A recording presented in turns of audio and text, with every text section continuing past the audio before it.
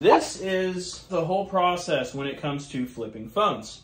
This right here is the easiest way that I have found to make money in this business consistently, pretty much every day. So let's get into it and let's break it down. I think you guys are really gonna love this video. I think it's gonna help you out and help you understand the business model as a whole. So number one, guys, is you need ads. And it says basically, I buy stuff. So you want an ad that pretty much says, I buy phones, I buy electronics, I buy this, I buy that. Now the cool thing about this is this isn't only limited to phone flipping either. You can do this with I buy tools, I buy this, I buy vacuum cleaners, it doesn't matter. So the first part of this whole thing is we need ads. Now, once you post some ads, and I recommend starting off with like groups, Craigslist, Facebook ads.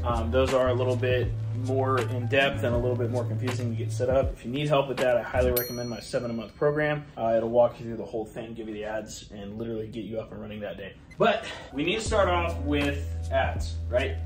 Groups, Craigslist, and other local sites. Now, once we post these ads, guys, we are then going to start generating messages. These messages are going to be people that are hitting us up and be like, I want to sell my XS Max or my iPhone 11, right? It's going to be messages just like that. I mean, that part's pretty simple, right? They're going to hit you up. That is what constitutes a lead. They are considered a lead at this point. Now, we move over into this area. Let's just say somebody hits us up with a cracked iPhone XS Max. So before we can make an offer or before we can negotiate, we have to make an appraisal. That appraisal is going to determine what we can buy the phone for. When we're looking to make an appraisal, what we need to do is we need to go to eBay or to a direct buyer sheet, and then we need to look for an appraisal based on sold listings. You don't want to go to eBay and just type in iPhone XS Max cracked. What you actually want to do, and I go over this in some of my videos in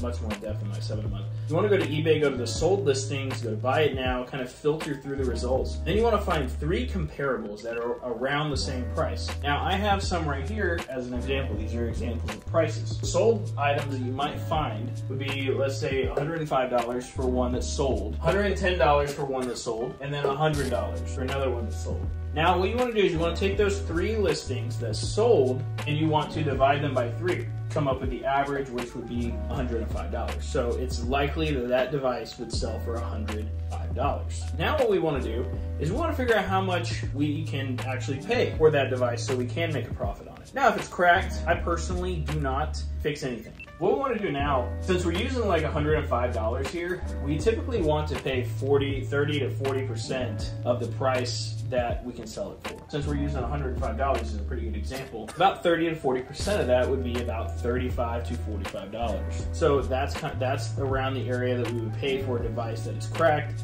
that is damaged, and then we would sell it for this price, which would net us probably around $45 to $50 in profit. So that's kind of how the whole system works there. Now let's say they didn't agree to us offering $45, and many times they won't. You're only going to close typically 1 out of 10. So what we want to do is we want to negotiate now. This is how I personally negotiate, and I think you guys will like it. As you can see here, I have negotiation, and then I have something here called bullets. I don't ask all of these questions all at once. I ask them one at a time, and I do that for a reason.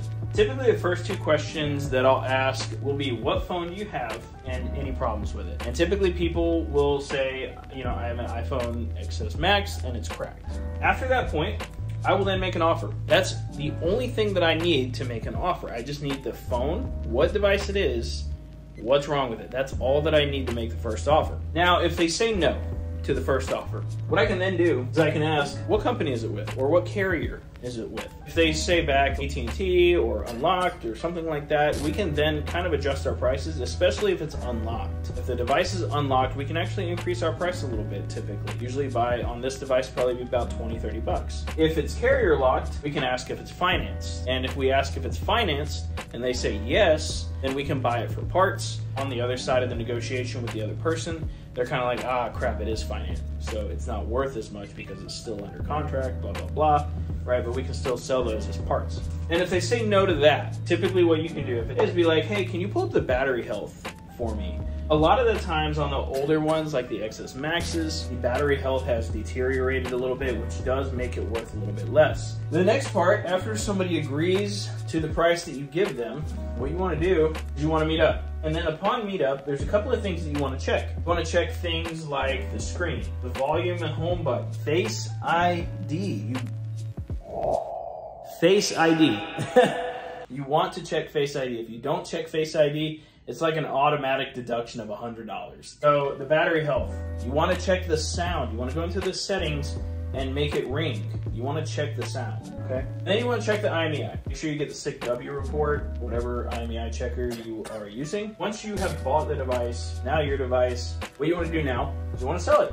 You want to sell the device so that we can profit and make some money. So there's a couple of different places you can sell these phones. You can sell them on eBay, which is it's a good place to sell stuff. You can sell them to a direct buyer. You can sell them on Swappa, and you can sell them on Mercari. I sell most of my devices on eBay, most of my cracked devices on eBay, or I'll send them to the NYC phone buyer. Really depends on which one I can get more profit from.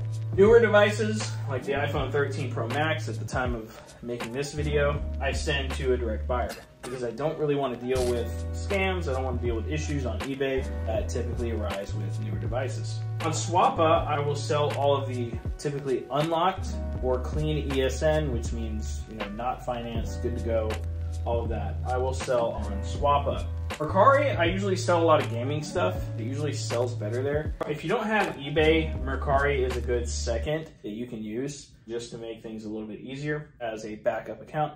So this is the whole process, guys. So it goes around like this, and then it just starts back over again. I hope this video was helpful for you guys. If you guys are looking to take this thing to the next level, I do have a 7-a-month course that you can check out below. If you are currently a reseller, maybe you're an expert, maybe you've been doing this for a while, I do offer one-on-one coaching inside of my mentorship program. You can check that out below. You can apply for that. If you want direct help from me, that comes with a $3,000 a month guarantee by the end of it. Anyway, guys, I hope this was a really, really good video for you guys to check out, and I hope you enjoyed it. Make sure to like and subscribe, and I'll see you guys later.